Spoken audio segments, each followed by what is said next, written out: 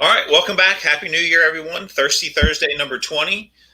This is the first one of the year. Sorry, Thirsty Thursday number 20 and the first one of 2021. At some point, I'll get this all figured out. The whole intro thing, not my forte, but whatever. So here we are. Obviously, we've got Trevor and Bobby live from the Pickled Pelican in Florida. So cheers, guys.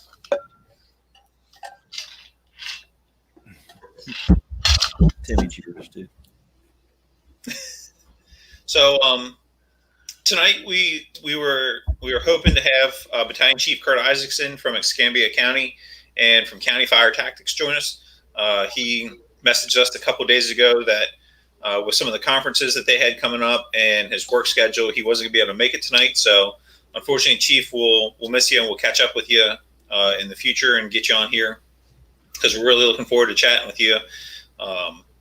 But for tonight, so everybody else is stuck with us and the two-person comedy club at the Pickled Pelican. So tonight we just got kind of a random list of topics that we just kind of came up with. So we'll start rambling through those. But the first one is New Year, New You. What are you guys working on? What are your goals for 2021? So we'll kick it down to the Pickled Pelican, and you guys kick us off here. All right. Thank you, Ben. Appreciate that. Welcome, everybody. And again, like Ben said, this is our first broadcast in 2021.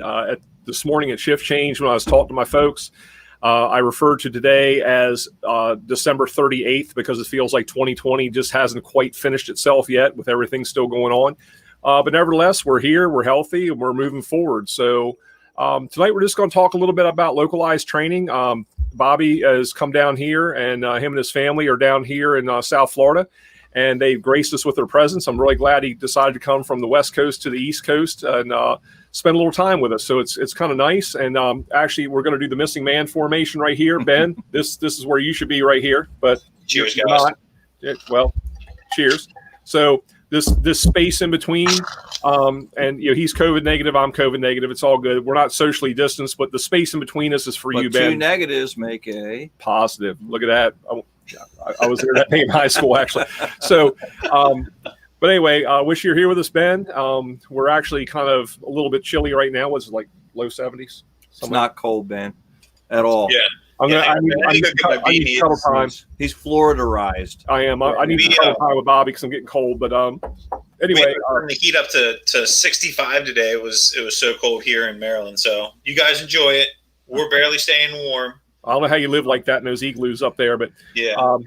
But Bobby was good enough, and I think it's just really a natural reaction when he said he was going to come down to Florida and was going to come over and visit. I didn't even have to ask him. He says, "Hey, I'll be there for a good part of a week. Do you want me to come by and do some training with your guys?" And I was like, "Absolutely!" Not only because we've trained so much over the years and we taught so much together over the years all over the country, but also it's always nice for your folks to hear from a different voice. Because after a while, no matter how good you are or think you are or anything else, you start sounding like Charlie Brown's teacher. It's like wah, wah, wah, wah. And not just that, but sometimes it's just as much the messenger as it is the message, because I can preach certain things to the department and the guys can buy into it, but you never know if they're doing things because of you or in spite of you. And that's something where you really have to do a little bit of self-assessment, as an officer in the department, whether you're a training officer, captain, lieutenant, chief, doesn't matter.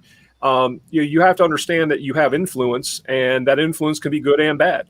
So with that being said, sometimes people will comply to things, maybe not because they really believe in it or think it's the right thing. It's because, the guy in the white hat says we got to do it, and I don't want to get in trouble. So it's really nice to have, a brother firefighter that you love, you trust, come in and not only reinforce what you said, but also challenge what you said and ask the firefighters and kind of get a perception of where they are in the universe. And also just give them extra tools in the toolbox, because as many similarities as that Bobby and I have, and I said this to the group that we had there, which we had a phenomenal turnout, and I'll talk about the department here in just a second. But if I see something one way and Ben, you see it another way, and we might be on opposite sides of it, Bobby's one of his greatest talents, not his only, but one of his greatest talents is that he can see it from a perspective that neither one of us considered, and we both go, "Wow!" We have that aha moment.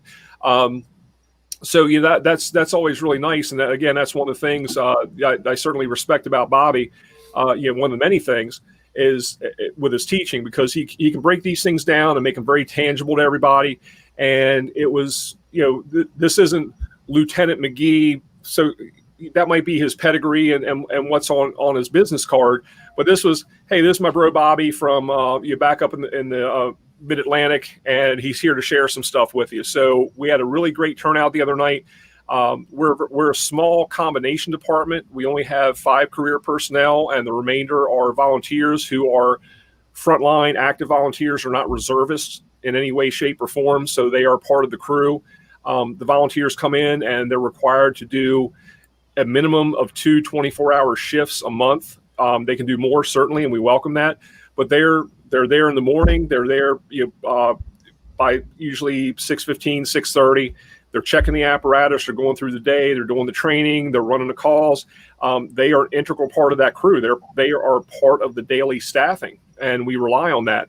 So with that, the full-time people have to set the operational tempo. They help to train them and set the training objective for the day, get all the details done for the day, the week, the month, whatever the case might be. And then, of course, run the calls for service.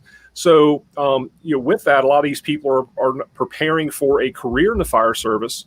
They're giving us their time, and in return, we're trying to give them a little bit of professional development and some experience. And then usually, much to my chagrin, I love losing people to success. I hate to lose these good people, but by the time we get them trained up, they're comfortable, they're confident, they're, as my buddy says, cashing checks and snapping necks, they're getting hired somewhere. So it's like, wow, this is fantastic. You got hired. It's like, darn, now, I'm starting all over again. But with that being said, I just want to thank Bobby not only for, being able to hang out and, seeing one of my brothers that, I know and love, but actually coming and our families are spending some time together right now. And not only that, but, even on vacation, the guy's spending time, training my department. Made that offer. I didn't have to guilt him into it or con him into it. He offered it up, and of course I took it. I wasn't going to let you turn that down. And then even at that, our fire service families, we certainly appreciate them and how much understanding they have of us. Because while a little while ago, while we were preparing dinner, Bobby's getting calls from folks back home, and it's just you're never away from it. It's so. Even though he might be 1,100 miles away from his department, he's still taking care of his folks. So with that, I'm going to move on and turn it over to Bobby McGee. Well, thanks, Trevor. It was fun. We had a couple weeks down here. We're kind of actually self-quarantining in a way with very few people, and I brought an extra person that's more than 6 feet away from me. Anyways. But the truth is, the reason they listen to you in training is when you get a little old and gray like this, they're not quite sure how long you can teach in full, complete sentences. So, I appreciate them listening. They were awesome. They were into it. When I got to the fire station, I was afraid we wouldn't have anybody left after the brutal basketball game that was occurring. We actually had to stop the basketball game. Thank goodness. But it was good, and it's good for us. New Year's is a time to think about New Year's resolutions and, what are we going to do different with our lives? I think all of us maybe do a little bit of it. When you start the new year, what am I going to do to be better and things like that? And, in the fire service, training is where we improve, whether it's formal training that we take at FDIC or Firehouse or wherever, or it's standard training at your fire department that you take, or shift drills that you do with each other, or even just individual training. All of those things give us the ability to do what we need to do at 3:00 in the morning. And that's kind of like what we gear a lot of our training for. I think the two things that Chief Steven and I try to do with training, yes, I have to say Chief, I'm here, yeah. But the two things I think we really try to do with training is make it relevant and achievable at 3 o'clock in the morning. And I think those are really the two things. I've always warmed up to what I call train the trainer style courses, because train the trainer style courses truly are how experienced firefighters should be taught. People get beat up when they first start in the fire service and their academies and things like that. And there's things that has to happen then. But once you're an experienced firefighter, we shouldn't be talking down to you anymore, because it's guaranteed that everybody knows something that we don't know. And that's just kind of how it goes. So I really enjoy that style of teaching. I really learned it by going to FDIC, when FDIC was really kind of more FDIC, where it was really about instructors. True. It used to be really about just instructors would go out there, especially the beginning of the week. And we would talk about how you would go back and teach classes in your individual departments. FDIC is so popular, it's gone beyond that. And it's really, anyone can go out there and get really good training now. But that's where we kind of picked up on, instead of making people crawl around the building because they weren't crawling inside of the building and embarrassing them and doing all those things that we did, we thought, well, maybe if we talk to them more respectfully, we'll get more. And the truth is we get better results there. More people stay engaged, more people listen, and things like that. So, my New Year's resolution is kind of like I got 5 years left before I can retire. And, my goal in all of this, with my physical fitness, with my health, with my training and everything else, is I really want to be able to do what the frontline guys and girls can do: pull a line, cut a hole in a roof, throw a ladder, pump an engine, whatever it may be. I want to be able to do all of that to the day I retire and walk out the door proud. That's a personal goal of mine. And when I say that, some of my brothers and sisters have obtained injuries worse than mine and have to kind of scale back a little bit. And we still need awesome pump operators. And some people acclimate to be at higher levels, like chiefs. But we need everybody. We need everybody in this game. So that's my personal goal in this year and each year going forward. And my professional goal is to help as many people as I can get better before I leave. And that's really kind of my professional goal. So, Ben, what are you thinking for the new year? What's on your mind? I would yeah, wow. Like I've said before, you guys always take the good stuff. Bobby, what you just said about the physical fitness and taking care of yourself, oh, that's cute. The physical fitness, taking care of yourself, and then as an officer, as a lieutenant, captain, chief, whatever you are, it's your job, even as the senior member. If you're a senior firefighter, if you're the senior guy in your shift, in your firehouse, whatever, it's part of your job to help make sure that the younger generation, the new people coming in, are learning the ways that they need to know. I mean, we've talked before at length about people taking the Fire One program, and the state training agencies, the authority having agencies like MIFRI in Maryland, like they get beat up a lot for having a program that is so broad. But like we've talked about, they have to teach a program that's compatible with Frostburg, Maryland, over in the mountains, and Ocean City, Maryland, on the beach. And there's clearly a lot of differences between those two places. But they have to teach a program that will give you a person that's capable of doing the job.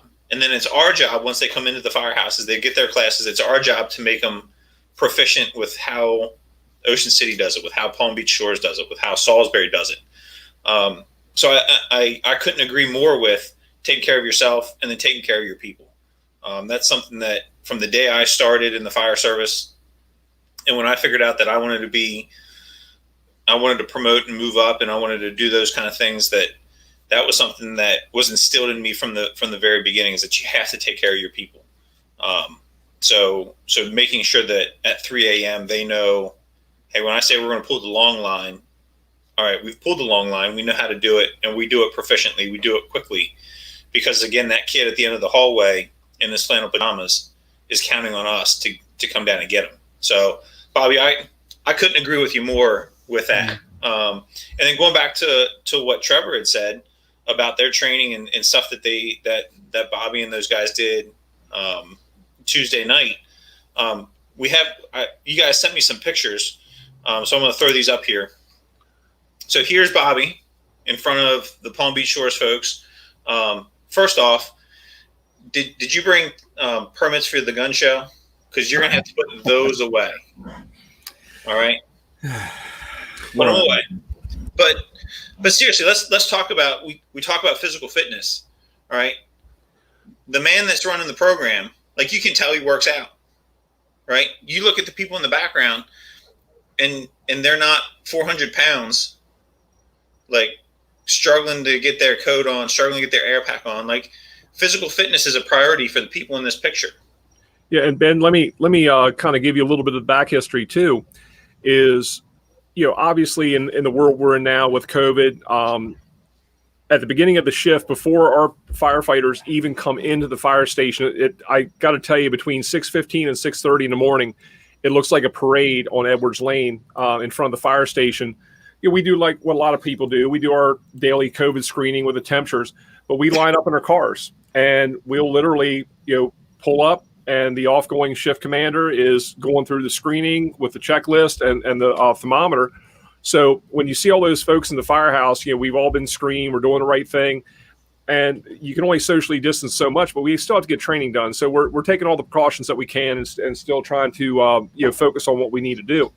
But these folks are coming in, and one of the things that one of the many things that I'm very proud of the men and women of my department about are just the mere fact that they're hungry for training. A lot of these folks are somewhat new to the fire service, some aren't, but when they come in, they have a very good attitude for training. And one of the things that I had told Bobby when he came in, and we never know how many people are going to show up on a volunteer basis for drills, and which makes it logistically hard to kind of set up the drill, how many stations we're going to run this Saturday, but we roll with it. That's just what we're used to. But with that being said, my volunteers, again, are usually seeking jobs in the fire service, and we have somewhat limited job opportunities where I am. So, if I could hire every one of them, I would hire them tomorrow, but that's not reality. So with that being said, the best thing we can do is train them up to the best of our ability, give them some professional development. And you know what?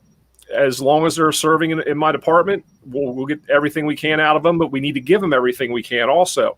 And it's preparing them for the fire service, not the Palm Beach Shores Fire Service or the Palm Beach County Fire Service or the Green Acres Fire Service or North Palm. We want them to take these things. And that's another reason, Bobby was such a great asset the other night. But we had, and this happens on a regular basis, we have some of our former volunteers and former career people from Palm Beach Shores who have gone on to other departments that will actually come back. And we had two of them the other night. I won't mention the counties just in case there's anything with their CBA that would be a little squirrely on that. But they came back to attend our drill and also pass along some information, say, hey, we're alumni from here, and here's where I am now, and take this to heed. And they were showing us what they've learned in their academy. So it's wonderful to have that kind of environment that when the people leave, they're not going, oh, thank God I'm out of that joint. Feel that way. You never know. But when you have people that have probably a lot of other things they could be doing, but they're traveling all the way to the furthest east point in the state of Florida, back to their original fire department, whether it was career or volunteer, where they got their start, to share information and participate in a Tuesday night drill. That's huge. I mean, I can't tell you how gratifying that is. And that's the culture that those folks have created. I mean, that's the pride they've created in that department, and they do it each and every day. So, I mean, just imagine that for a second, that you have people that are coming back, not only to, hang out and say, how many new people we have the other night? God, 4 or 5. Yeah, we had 4 or 5 brand new people. I mean, they still had that new firefighter smell. I'd never seen them before in my life, and they showed up. And, they had no clue who everybody is. But people are coming back to share the resources, to share the information, share the knowledge, and that's what it's all about. Yeah, and I'm going to throw another picture up here again. I mean, COVID. Kidding. But this stuff right here, like you said, you had 30 people, not including you guys, at your training. Like if we had 30 people show up at our training, that like I wouldn't know what to do with it. Like obviously we would figure it out, right? But like 30 people. I think the other thing that we're not talking about is what does that say about the Palm Beach Shores Fire Department? You know, the morale, the leadership. Well, if you saw the basketball game, you know all about the morale. And I do worry. I got to be honest with you, because I honestly should have a stack of first report of injury forms. Those guys, I mean, it's full contact basketball, and I'm like, God, just throw a few less elbows. But Bobby saw it. Tell him about it. Oh, it's pretty brutal. It's kind of half football, half basketball. It's like Australian rules basketball. Yeah, good stuff. So one of the things, Ben, we always talk about is, the big secret about teaching, we've talked about this on other shows, is that really the last thing about teaching is you always learn something new. Yeah. And so since we're down here in Florida and you're up in cold Maryland, Ben, one of the things that we learned was down here there's these crazy animals here, and Trevor, COVID, Kermit. Hello, Kermit. I got him. Crazy animals down here, anyways, but no, really, the guys were awesome. It does say something to what's happening in Palm Beach Shores to have that many people come back.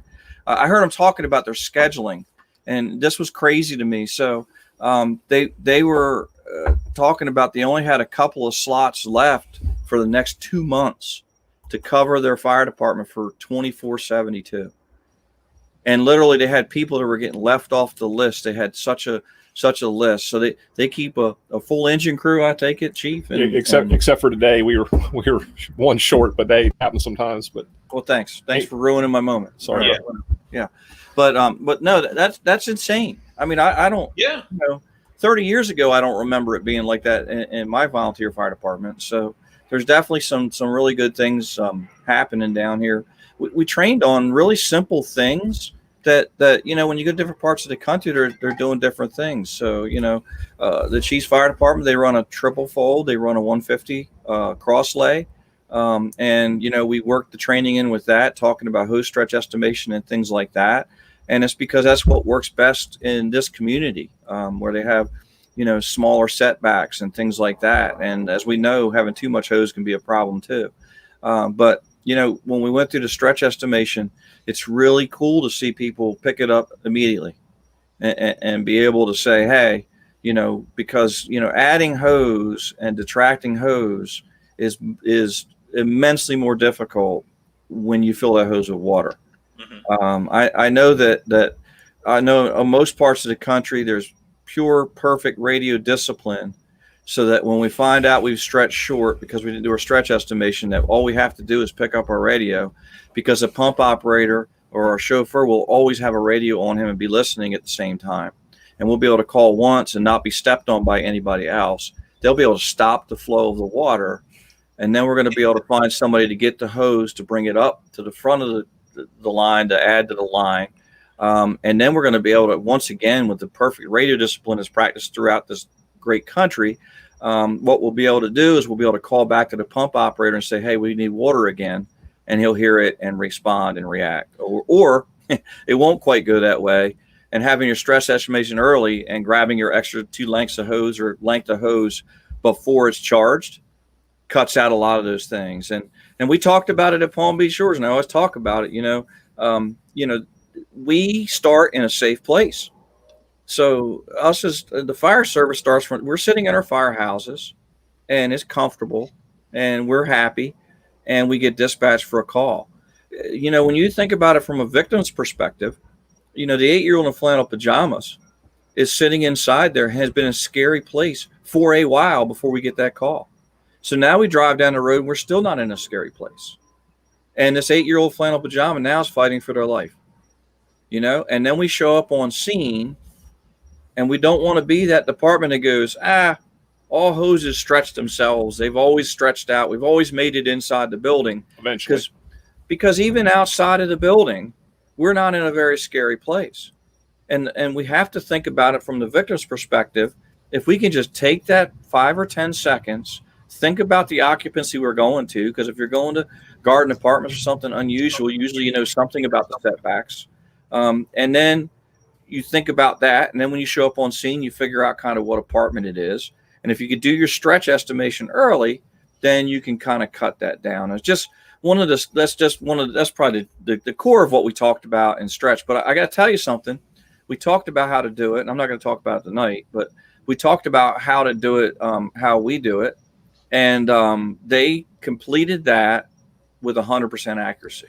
They literally nailed every hose stretch and had their working length at the door from every single thing from guys that had actually never done it before.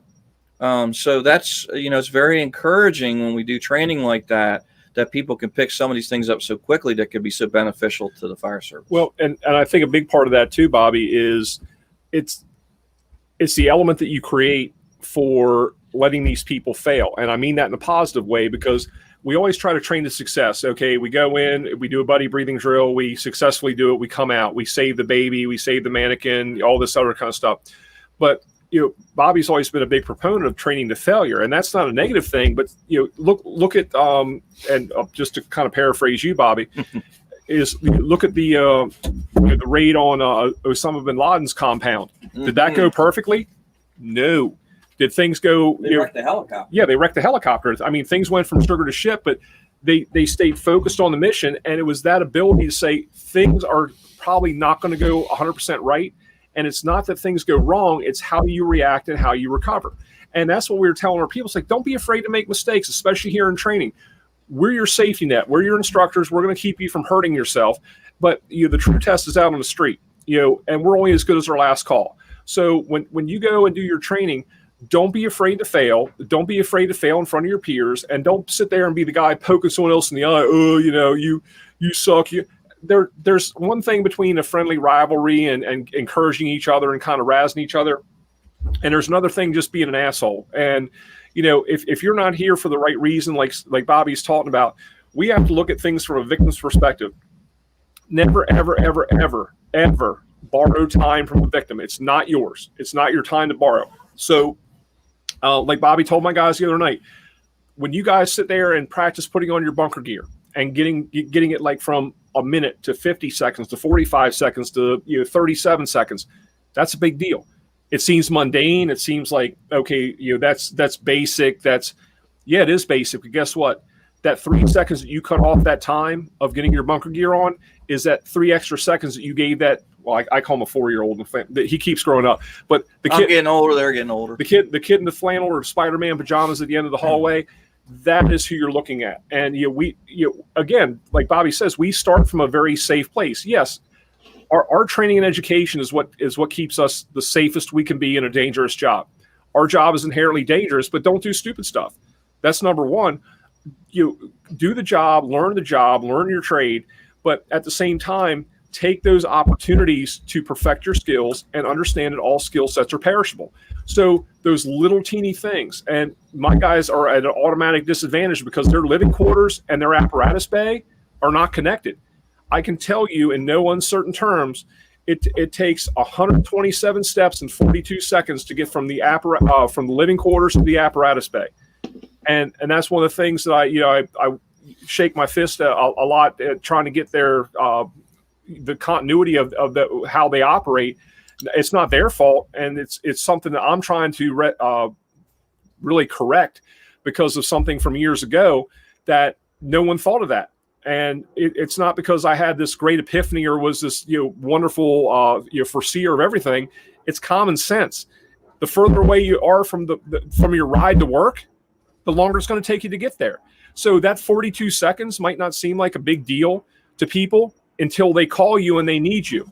And my firefighters are turning as fast as they can, but when it's pouring down rain and we're in the rainy season And my folks are going from their living quarters to their apparatus bay and getting soaking ass wet and then having to get on a piece of apparatus and turn out. Think about that. So, these are the things I'm trying to correct little by little by little. But at the same time, anything that we can do to become better and more efficient, we need to do. And we have a lot on our plate. We're doing engine company operations. We're doing we don't have a truck, but we're doing engine company based truck operations. We're doing a lot of different things. So all these different things that we try to put together, we have to always put the people that we're serving as the focus of it. Not, I'm not getting overtime today. All those are ancillary. Yes, those might be concerns. Those might be some issues that we can work out. But if you put the people you're serving first, as when you make a decision to say, how does this affect the people we're serving? And if the answer is, well, this doesn't benefit them, probably not the right answer, quite honestly. So, again, to Bobby's point, is become a better practitioner of your trade, do it for you. And when you become better, your crew becomes better. When your crew becomes better, your shift becomes better. When your shift becomes better, your department becomes better. And it's a trickle up effect, if anything else. And I truly believe in 360-degree leadership. And by the way, FDIC has been pushed back to August now. And that's a class. August in Indy. Yeah, August in Indy. But I'm teaching 360-degree leadership out there. I'm very honored to be able to do that.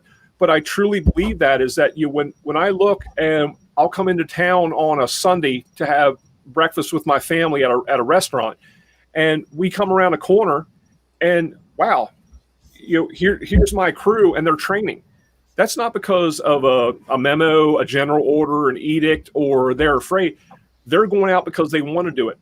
I mean, last night they were out there, training till about 6 p.m. because once they get started, they enjoy it. I mean, these guys and gals are hungry for training.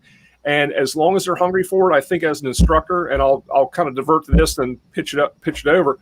As an instructor, you love to see that when people take their own initiative and feel that they can go out and try these things. And certainly they have parameters. I don't want them going and doing rope rescue training and rappelling without safety lines. And there's certain things that you do on shift. There's certain things that you do in a more organized fashion or a larger organized fashion. But at the end of the day, you got to make sure that your folks are not only motivated to train, but they understand that it's okay. Give them guidelines, give them the tools, and you'll be amazed at the results that you're going to get from these people. I had that one guy from up north who was one of my former volunteers. He came back again yesterday to show my guys some rope rescue stuff he had learned in his new career department, which is literally 3.5 hours north of where I am. He came back just to do that. So he's coming back. I mean, he lives in the area, but still, nevertheless, he has no obligation to do that, but he's doing it. And it's a wonderful thing. So the other thing I'll kind of end on before I pitch it back over is one of my firefighters the other night, he just got hired in a department about an hour south of here. It's kind of a suburb of Miami. And, the guy's he's excited and terrified at the same time. And the mere fact that this individual has the fortitude to say, hey, I'm a little bit nervous, not because he's starting out in the fire service, but the position he's been put in, he doesn't feel that he's really up to par. And I told him, I said, look, one of the things you have to look at as an instructor is everything that I teach somebody, I pass along all the good stuff I've ever learned to them, or I should. But at the same time, I also pass along my deficits. If there's something I don't know or I'm not good at. So over time, if you think about it, whether you're a company level officer or a training officer, no matter what, and here's how I equated it. When I first came on the job, there were people who were way, way, way senior to me. Obviously, I'm a probie. I'm coming in. I'm green. And when I observe things happening at the fire station or on calls, I'm like, well, these guys have been here a lot longer than I have. They've got the time and grade. And when they would do something and nothing bad would happen, I would assume it's the right thing because I don't know. They have more information than I do. Just like as an instructor, you have more information than your students. Might not be good information, but you have more than they do. And I kind of go by that theory that in the land of the blind, the one-eyed man is king, So with that being said, when I first learned about elevator rescue, we never secured the power. We didn't do this. We didn't do that because I watched the senior guy on my shift who would just go up and Okay, sir, ma'am, we'll have you out in a minute. They spun the elevator key, and there was a big, humongous gap at the bottom. Then nobody ever fell through. So I'm like, oh, this must be the way to do it. I found the gaps in my training, and it wasn't because the senior guy on my shift or my volunteer department was bad or stupid. They taught me everything they knew and did the best they could, but they also passed along their deficits to me. So you have to be cognizant of that as an instructor, as an officer, and even as a senior person on your shift. Again, back to the 360 leadership, you pass along influence, good and bad. So we encourage the firefighters to say, evaluate your own training. And you're not trying to poke anyone in the eye, but evaluate your own training and see where those gaps are in your training. Fill those gaps, because I equate it to having a puzzle. And you look at a piece of the puzzle that semi-fits, and this might be the trucky in me, but I'm like, well that piece kind of looks like it fits. So you kind of put it in there, and you're like, and then you start, trying to smack it in place and wedge it down. So yeah, you might get that puzzle piece to fit, but number one, it's an ugly ass puzzle at that point. And number two, it just doesn't fit quite right. And there's a gap in there. So, we have to fill those gaps in. So as you have that humility as an officer, as an instructor, as an influencer in your department, no matter where you are, to say, I know what I know. I don't know what I don't know at this point. And, be very honest with your people and just say, hey, I'm going to tell you what I know, but seek other sources of credible information. Don't just go and, Bobby said it the other night, guys, I'm showing you stuff that, your chief might have shown you. You might already be familiar with it. I might show you some things that are a little bit different. It's okay. It's good. And it doesn't mean that, I'm wrong or he's wrong. It's here's a tool in your toolbox. So that's what we encourage everybody to do, is to really have that mindset that don't be afraid to fail, because you're not going to fail. You're either going to succeed or you're going to learn, one or the other. And don't be afraid to fail in front of your counterparts. And you have to create that culture to say, look, we're in this together, and keep that service model right in front of you. Yes, all the other stuff will take care of itself, or we'll take care of it. But, if your first and foremost thought is, how does this benefit? What did I do today to become better in the fire service and make myself better? You're doing your job. What do you think? Yeah, I couldn't agree more with that. And I think when you have those instructors that come in, and I think we've talked before about the 2-state rule. If you have someone that comes in at least 2 states away, they automatically know more, and it's better than what we have here. So.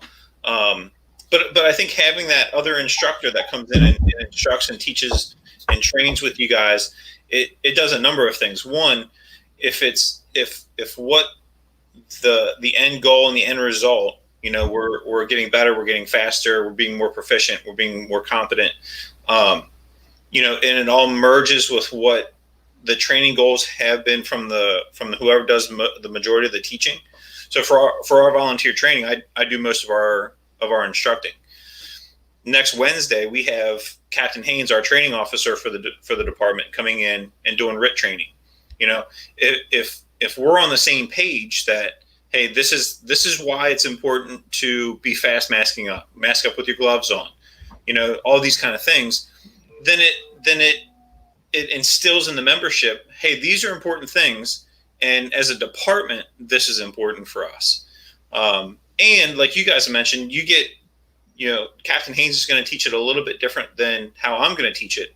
And you get that additional tool in the toolbox. So I think it provides a little bit of variety, because at the same time, they don't want to hear me talk every time we get together. Having that little bit of variety, getting something a little bit different is very beneficial, and I think helps break things up. But then again, they see that consistency across the department and across their training goals and the big picture goals, I think is huge. And it instills value, and it instills confidence in the person that's doing the majority of your training.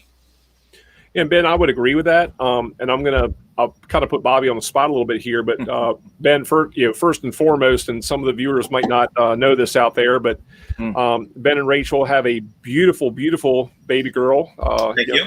young Harper. So You can't put a picture up on it? yeah, you can't put a picture of the baby up. Hang on a second. Trust me, I got plenty of pictures. I was going to say we're putting you on the spot now. But. Yeah, sorry, I wasn't prepared for this. I got tons of pictures of her. Oh, challenge accepted. Boom. Well, here's my question to you. And where is she? Hang on a second. Stand by. All units operating. I do wish she looked more. I wish she looked more like her mother, but she is a beautiful child. Oh my goodness! I wish she looked more like her mother. You guys see that? There she is. There we go. That's beautiful, Mom. All right. Well, let me ask you this, Ben. And again, congratulations to you and Rachel bringing a little probie into our fire service family and your family. But have you ever seen an ugly baby? No, actually, I was just talking to Skip Carey the other night, and he said they're either cute babies or they look like Winston Churchill. Well, true, but I mean, but very, very honestly, give me your visceral response. Have you ever seen an ugly baby? No, I have not. No. Okay, Bobby, you ever seen an ugly baby? No. Okay. I'm waiting. I will pull the honesty card out here. Let's just say, look, I love all kids and everything else, but there's some babies out there that you look at and go, wow, that kid's got a face for radio, or that's a face only a mother could love, right? But have you ever told someone they have an ugly baby? Oh, hell no. Exactly. So you might have looked and gone, God, wow, that kid can make a train take a dirt road. You just never. All that aside, I mean, get past the superficial stuff, but that's the point. Like Bobby, we have enough of a relationship that Bobby could tell me from training the other night, hey, bro, here's the good, the bad, and the ugly about your department. That's my baby. That department is my baby. And we all feel that our babies are beautiful. And Ben, your baby is beautiful. I'm not just telling you that. You have a beautiful child. Thank you. The whole point is, actually, Liz, I need a. Can you give me your baby picture? No, I can't. Okay, we're talking about ugly babies. My wife's beautiful. My wife is beautiful. But oh my goodness. Anyway, the point being is that you might look at something and go, but are you going to go to that person and go, wow, you got the ugly freaking? No, you're not going to do that. Of course not. But we have to do that gut check. That fire department, that's my child. And I'm not minimizing. Don't take that the wrong way. But that I look at that like I would my own kid. You love it. You try to nurture it. You're trying to do all these things. You care for it, and you want it to grow. You want it to prosper. You want it to succeed. And sometimes you got your it's my kid. He's so cute, and you need that person who's going to go. You got a nice kid, but dude, that is an ugly baby. And no, it's not. So you have to have that realization and have that honesty to maybe even look outside your organization when you bring an outside instructor in, be able to do that gut check and say, look, don't blow sunshine up my butt, and tell me the good, the bad, and the ugly about what you saw. And Bobby the same way. He could say, hey, look, here's where your department did great. Here's some things they need to work on, and here's where you suck. And that's not an indictment. It's just some honesty where that gives me a jumping off point to say, thank you, because, I can only see it through a certain lens. And Bobby coming in has the 30,000 foot view and can see it through a completely different lens. And that's okay. It's good. So I want to be told if I've got an ugly baby. So how's my kid look? Looks fine. The chief? I'm not so sure about. Chief's a little sketchy. Chief's a homely son of a bitch, but men and women look great there. Yes, sir. No, but I mean, whether it's operations, whether it's administration, whether it's equipment, whether anything, those are the things that you look at and say, hey, and I call it the ugly baby theory. Is like, hey, everyone will see an ugly baby, but they're never going to go up to a parent and go, oh, wow, they're going to go, oh, they're so cute, and I mean they're, what I'm getting at. But again, man, you have a beautiful daughter, you and Rachel. So thank you. We would tell you if you had an ugly baby, and you do not. I appreciate that. Yeah. I appreciate that. Yeah, she's beautiful. Looks a little too much like her dad, but hey, she will grow out of that. Yeah, that's what we're waiting on. We're waiting for her to grow out of that. She's like 10 days old, so we're hoping it happens a little faster. Yeah. So to talk about New Year's Eve and New Year's resolutions, and Trevor's covered a whole lot of stuff. But what is a New Year's resolution really? And a New Year's resolution is really a visualization, which a visualization is really important in success of people, right? And so, Happy New Year, Trev. Happy New Year. All right. So visualization is really important. So it's funny, Trevor was talking about SEAL team, the SEAL teams and things like that. And I include all special forces in I'm this on thing. Wheel Team 6 now. Yeah. We're your fire chief now. Shut up. But anyways, but one of the things that happened to me when I was very young in the Navy, and I didn't know the lesson I was getting when I was there because I was just too young to know any better. But one of the things that I did was I used to refuel the SEAL team boats off of our ship. The other thing was I was a part of a group of guys that we did a whole lot of working out together and stuff like that. So we were living in Rota, Spain. We were going to the gym, and the SEAL team guys were there and all that. But one thing was they didn't interact with us a whole lot. It's because they were intimidated. They're always looking at me like, yeah, that's exactly what it was, right? That's Bob. But you know what I noticed? McGee. Yeah. So what I noticed about them was, I now many years later think about the fire service. You think about an engine company or a truck company in small town USA. When you look at SEAL Team 6, the first thing I think everybody knows is undeniably they have some of the best training on planet Earth for what they do. And they do their sets and reps and their sets and reps and their sets and reps, and they do it continually, not because they're going to 1,000 Osama bin Laden raids, but because when they go to the one, they're going to be successful at it. And so that's the first take-home lesson for all of us in the fire service. The second thing that they do is that they know that when they go on a mission, some of them may not come home. Well, when you look at small town fire department, engine company, and truck company, the same exact thing is true. And when I watched them working together, so they had an officer on their crew and they had a senior NCO on their crew, and then they had, I can't even call them regular SEALs. That doesn't even sound right, but they had the rank and file was all together. And I remember on my ship, we had to respect rank, but it wasn't the same. I could watch their interactions with each other, and you could tell that everybody on there knew that they could lose each other on their next mission. And, I really see a lot of similarities to the fire service. You are the SEAL team for the 8-year-old in flannel pajamas, and your preparation and your teamwork and your respective rank and all of those things kind of comes together in that visualization. And the biggest take home is they train to go on a mission, not 10,000 missions. So SEAL teams don't go out and say, well, we're going to go to Osama bin Laden's place and try something and see how that works. And, we don't really have a policy for that. We're just going to show up and we'll wing it and figure it out, and then after we go to maybe 1,000 of those, it's going to work.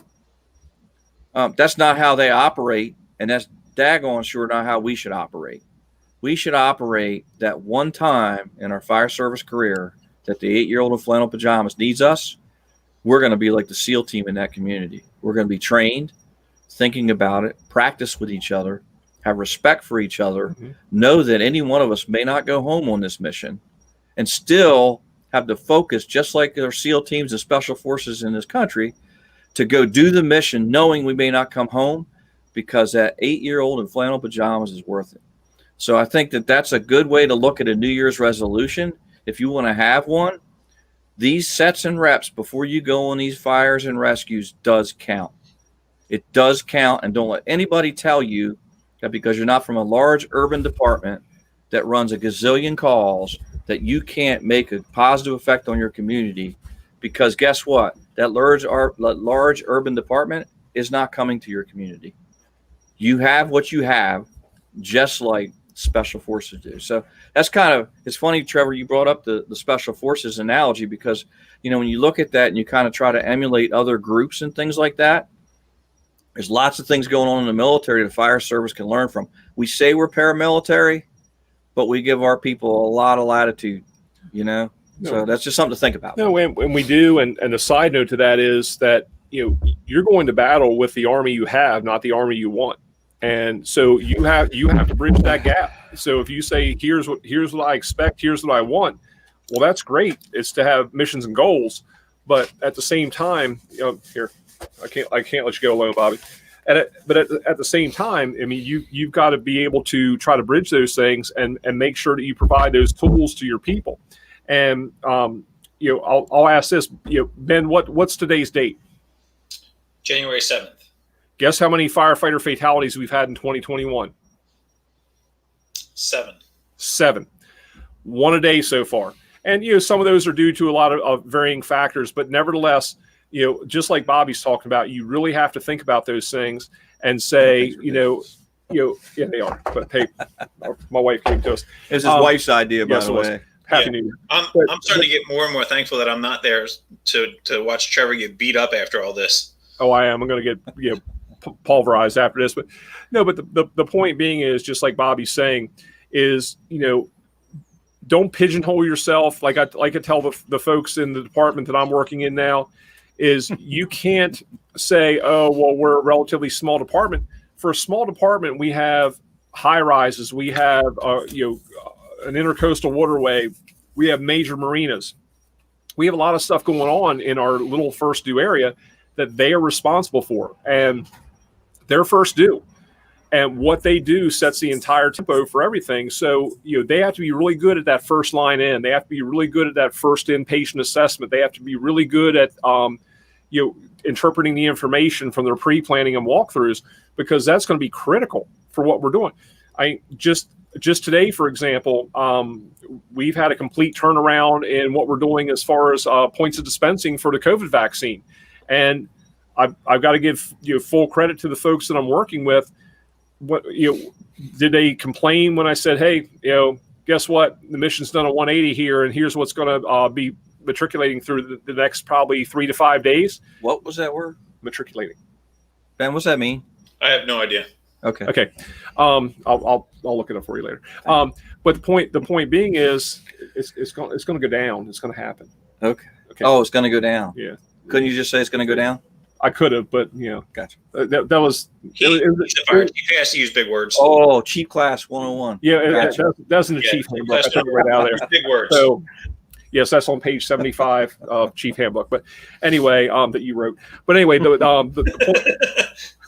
point being is that they accept it and say, okay, what can we do to be successful in this mission? And you've got to give your folks a lot of credit, because when you give them a challenge and give them the opportunity and latitude to say, here's the mission, here's the challenge, here's the tools you have, and here's the box that you have to operate in, and you stay the hell out of their way in a lot of ways, you'll be amazed at some of the things they come up with. Yes, give them guidance, give them what they need, but at the same time, don't be afraid to let someone else carry that ball, because some of the ideas that come out are absolutely phenomenal. So just like Bobby's saying, we don't have some of these incidents happen every day. We have the low frequency, high impact events that do occur. Do we have to train for them? Certainly. Do we have to prepare for them? Certainly. Do we have to be able to at least get started on an operation? Yes, we do. But it's also about knowing your resources and your capabilities and limitations, and being okay with that, and not having that silo or blinder mentality where, oh, we got this, it's okay, we'll just wing it when we get there. That's not right. That's not good, and it doesn't serve the people that we're there for. So whether it's fire related, medical related, rescue, technical rescue related, these are the things that we have to know what's in our wheelhouse and what's not, and what we're going to look for. And so the folks that I'm working with, again, phenomenal bunch of people, very, very proud of them, and just so it's amazing what they can accomplish, and at the same time giving them the space and the latitude to not only grow, but also I don't want to use the term fail, but they're not afraid to take a risk, a calculated risk, and say, well, shit, that didn't work, and try something else. They know it's going to be okay as long as they're not doing something stupid and risking their own lives or the life of somebody that we're trying to protect. But they're not afraid to take a calculated risk, because they know they'll have the backing in that, and they'll know they'll be able to succeed. And that's why we put so much emphasis on training, because the more we sweat in training, the less we're going to be bleed on the street. And if we make those mistakes in training, that's what actually puts the mindset to these folks that, okay, that didn't work in the training scenario, in the controlled scenario, but they start to refine those skills a little bit more. So what are your thoughts on that, Bob? Well, my first thought is I got a text from retired Lieutenant Dipsky from DC Fire that you're not going to believe this, Trevor, but Mr. Dipsky said I need to smile more.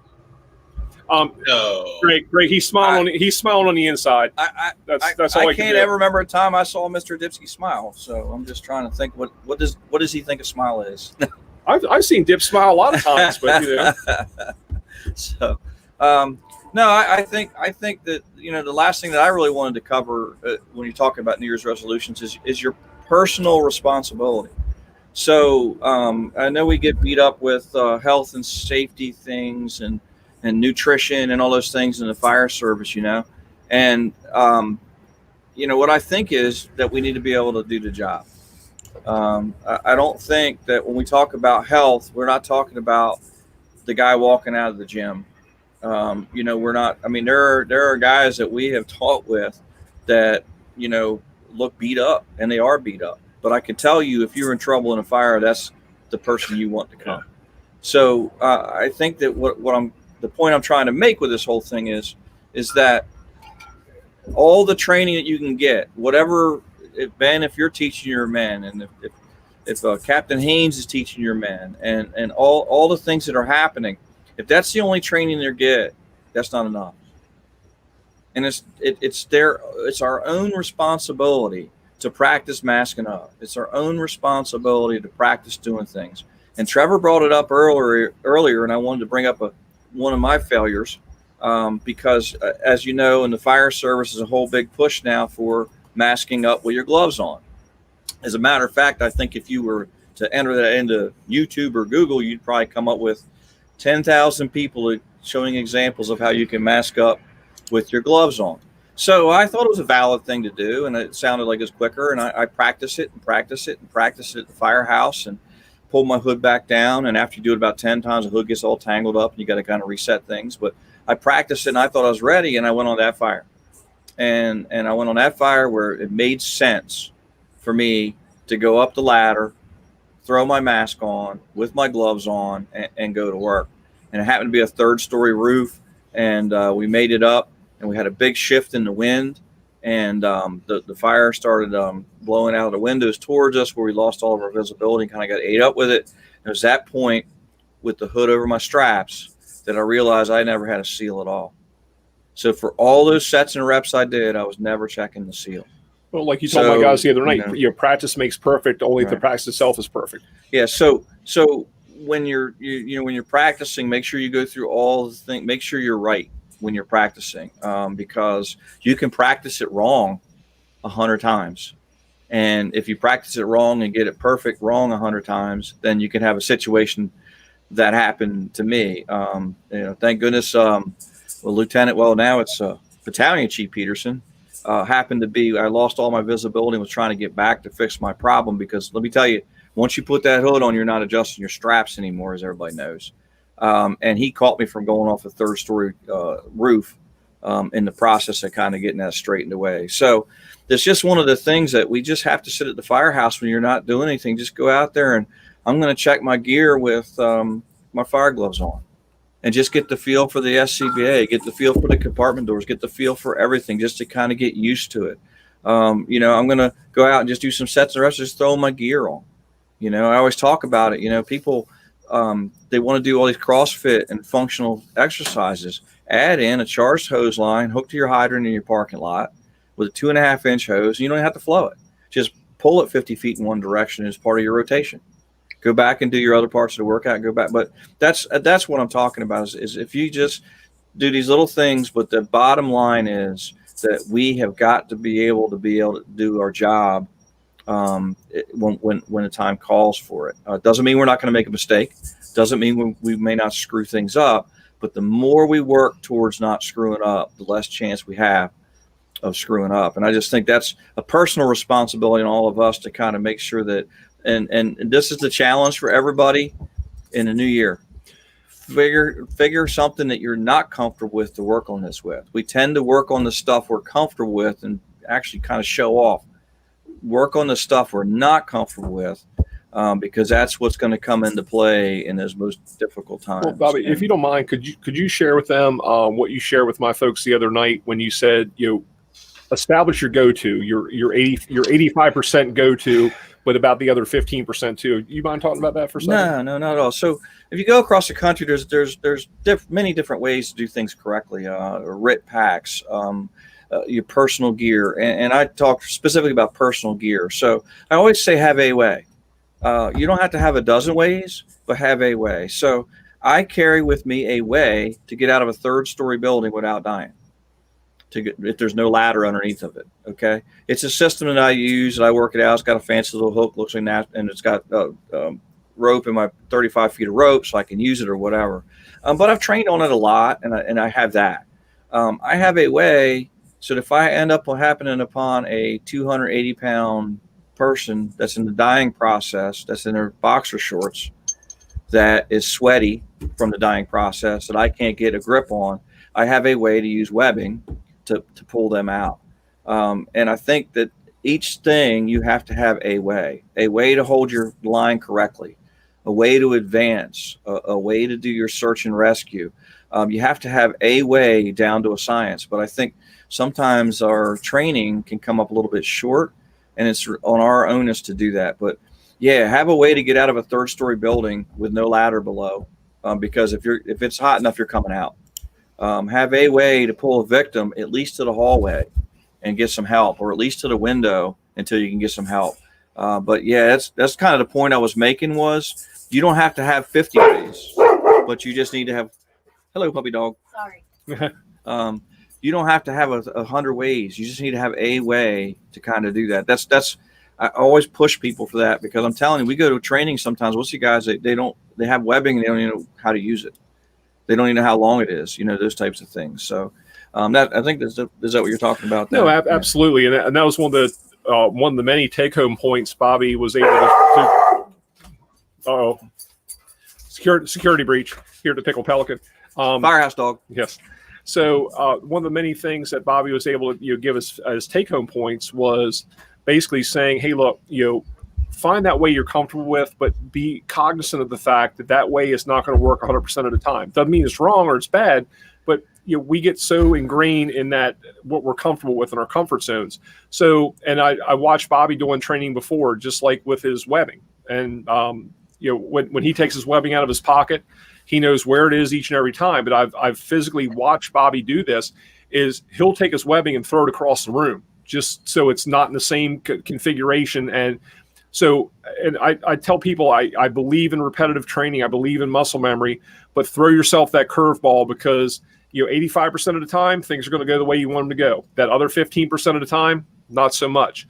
So be able to adjust, be able to adapt. And like Bobby told my folks with pulling lines the other night, if the shift before you didn't pack the line right and you pull it and it's not right, what are you going to do? You can't throw your hands up in the air or sit there and cuss C shift because they didn't do things right. No offense, C shift.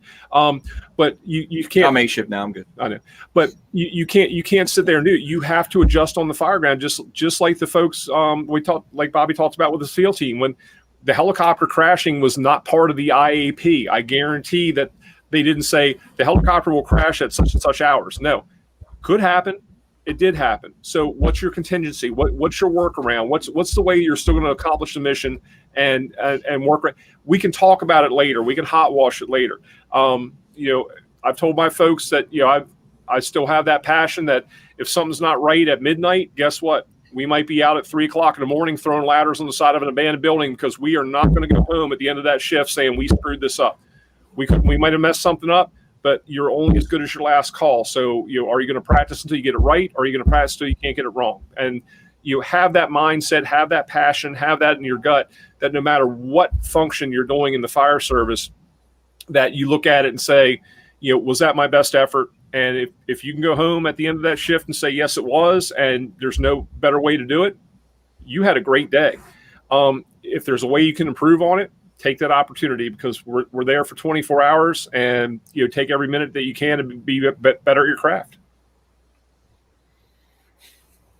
Good stuff. It's good stuff. So wait, if it's cool with you guys, we'll wrap it up. We're just a little over an hour. So wrapping it up. Wait, you getting cold, Ben? Yeah, it is a little chilly. Hang on a second. There we go. Feel better now. So like the guy said, yeah, can somebody turn the fan on? Trevor, you're starting to sweat a little. I think it's in the 60s here now. Oh my goodness. Yeah. You guys gonna be all right? Well, for a little bit. Okay. All right. We're actually getting ready to open up a cold weather shelter. It's getting pretty bad. I think it dropped below 70. Sounds terrible. I hate both of you. So, so anyway, we're coming to the end of the show. So thanks everybody for joining us tonight. Another great conversation. Trevor and Bobby live from the Pickled Pelican in Southern Florida.